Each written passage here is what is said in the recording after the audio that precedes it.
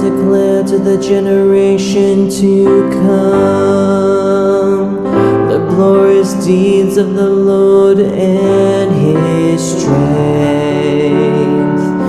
the glorious deeds of the Lord and the wonders that He wrought. The Lord gave them bread from heaven.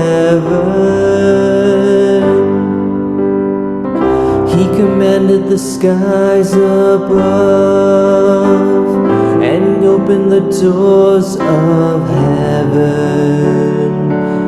He rained manna upon them for food and gave them heavenly bread.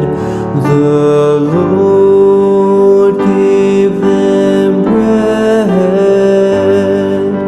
bread from heaven.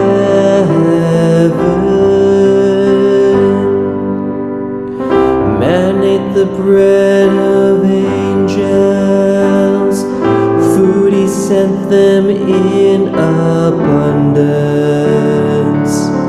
and He brought them to His holy land, to the mountains His right hand has won.